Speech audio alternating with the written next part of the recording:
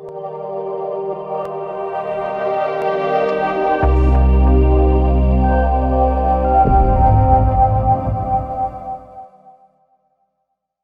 good day everyone. Gab here, market analyst from SmarTrade. So let's have our briefing and let us start by taking a recap on last Friday's data. So last Friday, we only have the employment data for Canada. So unemployment rate for the month of August. So the actual data was 5.4% versus the market forecast of 4.9%. And if we base on the previous data, still, this was actually not a good data for the Canadian employment rate since it's higher compared to the previous and the market forecast. And also the employment change, we can see a negative figures from 39.7K versus the market forecast at 14K. But if we base on the previous data, the previous data was negative 30.6, and obviously it's way higher compared to the actual data. So overall, this one did not benefit the Canadian dollar currency, to be specific. So for the day, so we need to focus more on the GDP data for UK for the month of July. So for the US session, we don't have much, but obviously majority of the data is focusing more on the Great British Pound or the United Kingdom. So the previous data is negative 0.6% versus the market forecast at 0.1%.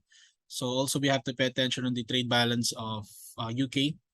So the previous is negative 11.387 billion and versus the market forecast at 11 or negative 11.7 billion.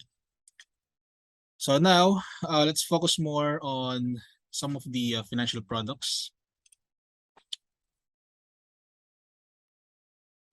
So first things we have gold. So currently gold is down below the 1715 area.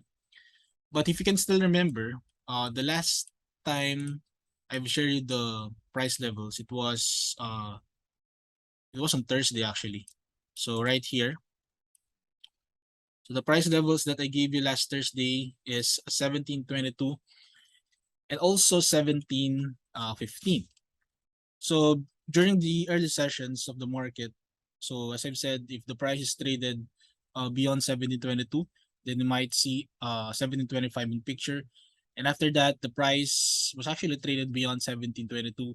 And what happened? The price hit 1725. So for those who took the long positions, I hope you guys profited. And right after that, the price of gold went down sharply and it goes down to our area of interest, which is 1715. So I've mentioned last Thursday, if it's traded below 1715, then it will pave the way to towards the 1710. So if you manage to enter the short position here, then both levels took our profit from here, 1725 and also 1710. But for the day, what are the levels that we need to pay attention for gold? So as I've said, it's currently trading below 1715. So to be exact, it's around 1712. So based on the market structure, we can see a strong drop for gold followed by consolidation right here from this area. So the price levels that we need to pay attention for the day is number one, 1720, and of course 1713.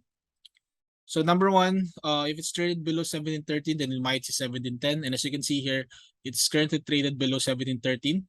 So if you manage to enter after this retracement on the stochastics, then you can re-enter once again. But overall, it looks like it's heading towards the 1710.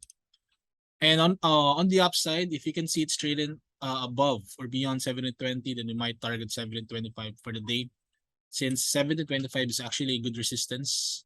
So when the price of gold touched 1725, we can see here that it created a strong impulsive move on the downside. So possibly if the price of gold goes up again to 725, then we might see a huge drop once again for gold.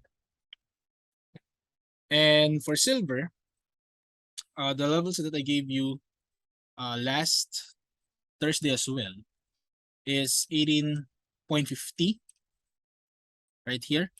18.50 and also 18.20.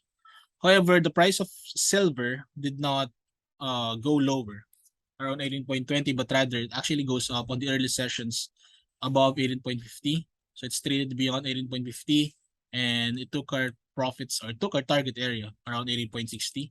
So for those who took the long positions, I hope you guys profited with this one.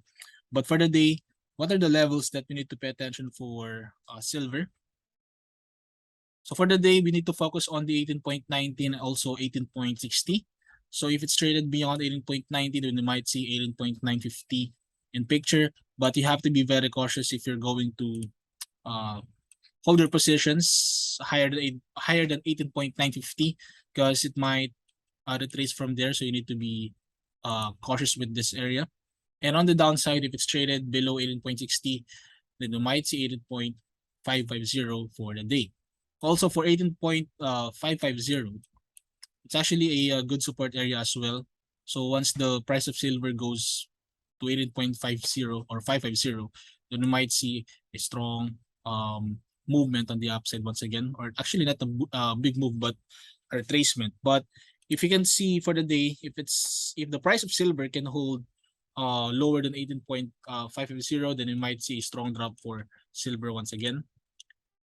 And lastly, for US oil, so last Thursday, so the price levels that I gave you is right here. So we have 81.5 and 84, okay? 81.50 and 84.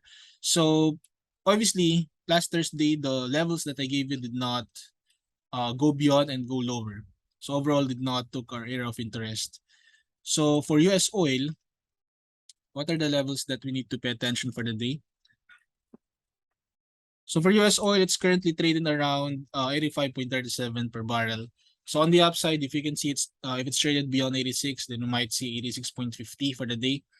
And on the downside, if you can see it's traded below 85, then we might see 84.50 for the day. But if the price of US oil can sustain below 84.50, then we might see another drop for US oil for this week. So we have to be very cautious when trading US oil, especially if we hold the positions lower than 84.50. So overall, you guys know the drill. If you manage to took the long positions, regardless if it's long or short position, I would suggest you trail the half of our targeted pips so that you can protect your capital, and same goes with your profits.